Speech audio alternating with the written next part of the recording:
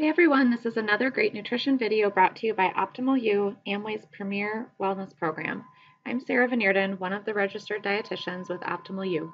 And I'm Wendy Brookhouse, the other registered dietitian. Combined, Sarah and I have over 30 years experience in the field of nutrition. And did you know that all Amway employees, dependents, and spouses receive free nutrition consultations? Call or email us today to schedule an appointment. We can't wait to meet you. Welcome. It's time to head to the grocery store for a little tour, aisle by aisle.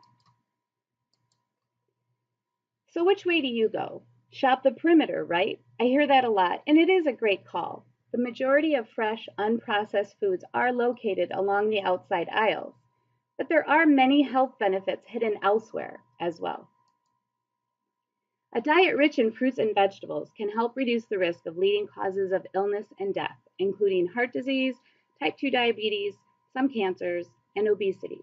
Yet only 1 in 10 Americans reach this goal. So how can you? Well, first of all, fresh fruit can spoil, which can be very frustrating and also take a little financial strain. Frozen fruit is great for many things, including smoothies and topping your yogurt, even putting in a small sandwich bag or container to use as an ice pack for lunches. Then by the end of the day, your yogurt is still cool and your fruit is just ready to be consumed. Frozen vegetables can even be steamed in the microwave with just 2 to 3 tablespoons of water, packed between 2 bowls. So if you're short on time, there really is no excuse. Canned produce isn't that bad either, but you've got to watch the labels and how it's contained. With canned fruit, avoid the syrups. Choose those packed in juice. And with canned vegetables, choose low sodium or no added salt. For either of these options, if needed, strain them, rinse them, and then drain them well. That technique decreases any of those added sugars and salts that are used for preservatives. But beware with any fruit or vegetable product, especially juices or snacks. There might be health washing, which is adding vitamins and minerals to packaged foods. It's a very, very popular technique. Many fruit flavored drinks and gummy snacks are marketed as good sources of vitamin C, for example, but the vitamin content isn't coming from the fruit. It's added during processing in the form of ascorbic acid, which is the chemical name for vitamin C. Another one is protein. For heart health, weight management, decreased consumption of inflammatory foods, promoting gut health, consider non-animal protein sources as a substitute for at least 1/4 of your weekly meals and snacks. Guidelines for the American Heart Association, as well as the Harvard Plate, encourages at least 2 to 3 meals per week. So when planning your meals overall, start with the vegetables. Oftentimes we think, what meat do I have? What goes with that? Instead, consider the vegetables first. When you're doing this, look for fresh, frozen, canned, whatever vegetables you have on hand, and then think, okay, how can I complement this? If it is animal proteins you're going to try or include, nuts and seeds are great with salads as well as stir fries. Legumes, dried or canned, is great to add to Mexican dishes. Tofu, edamame, make sure you season it just right, and then really sometimes you can't tell the difference. And then fish, salmon, tuna, cod, whether it's baked, broiled, or grilled, can be a fantastic heart-healthy choice. If you are going to go with animal proteins, choose loin or round cuts. If it's a ground item, 93.7% ground beef is a great choice. This is similar even in fat and calories to turkey burger. When it comes to turkey or poultry, choose white meat instead of the dark and avoid the skin. And then, no matter what, try to limit processed foods. Deli meat, hot dogs, bacon, and sausages, they have high sodium and saturated fat. Bacon's delicious, but have it in moderation. When choosing grains, it's important to read the ingredient list. Choose items with the first ingredient stating whole wheat or whole grain. Avoid bleached or enriched in those descriptions. Most refined grains are enriched. Enriched means certain B vitamins like thiamine, riboflavin, niacin, folic acid, and iron are added back after processing. Fiber is not typically added back to many enriched grains. Again, health washing can happen with your grain group as well. Make sure you look for fiber in products as listed in the ingredient list. That's your best way to go. Also, if it says whole wheat or whole grain on the package, chances are that is also what would be one of your first ingredients. If it says wheat bread, it might have very little, if any, fiber. So be careful to look at those ingredient lists. Frozen foods. The frozen food aisle can contain a few gems. Keeping frozen vegetables, lean protein sources, and whole grains on hand is a great meal planning strategy. One thing to note, when defrosting frozen foods such as meat, fish, and poultry, be sure to place in a refrigerator that morning or the night before, or in a large bath of cold water within a couple hours before serving. Never leave the items on the counter to defrost. Now, with frozen entrees, consider your entire daily intake when choosing from the numerous options available. The guidelines shown may not apply if you're an active individual or have not met your nutritional needs during the day. Frozen meals high in vegetables may be moderate to lower in calories than dinners heavy on protein sources. But breaded protein and cream sauces will provide additional nutrients. Will provide very few additional nutrients, but can double the calories, sodium, and saturated fat. So again, look at your whole day when choosing what you'll have for maybe that final meal of the day.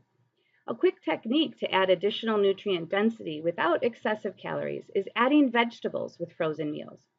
Supplementing the items in the entree provides additional nutrition, further complements your daily needs, and may help with satiety or feeling full. Try adding a side of steamer vegetables or low-sodium canned vegetables. And one thing that's common in the frozen food section is frozen pizza. It's just worth mentioning. Always read the nutrition facts label for sodium and saturated fat content and watch those portion sizes.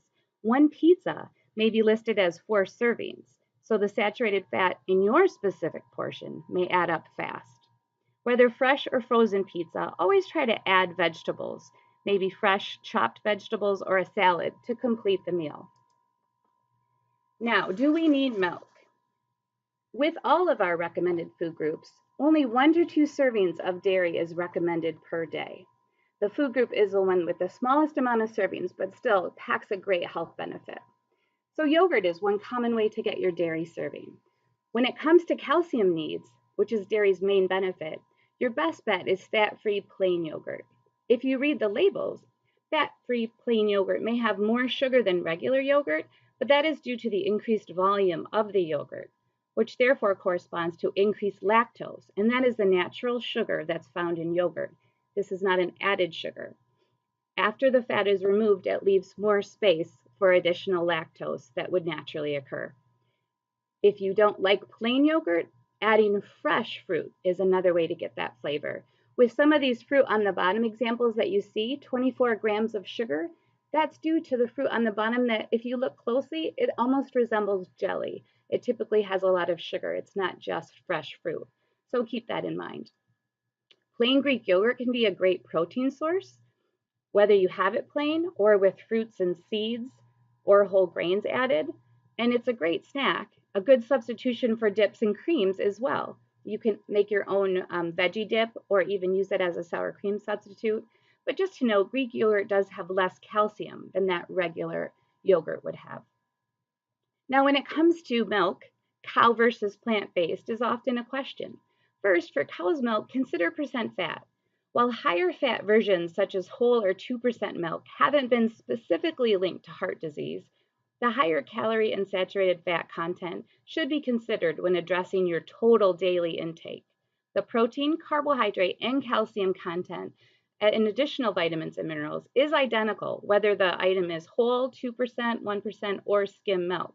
The total calories and saturated fat is what is the only thing that increases as we get higher with those percentages. And then plant-based milk products, there are a variety of them, including almond, soy, pea, coconut, rice, cashew, hemp, just to name a few. The most popular in the past 3 to 4 years is almond milk.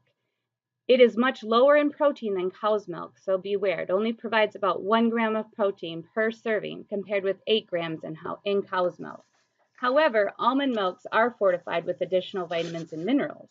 Through this fortification, many almond milks offer 50% more calcium than dairy milk and is an excellent source of vitamin D.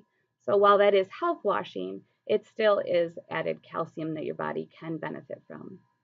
And then one final mention, cheese. It's delicious, but ultimately beware of your portion size of this high calorie fat item.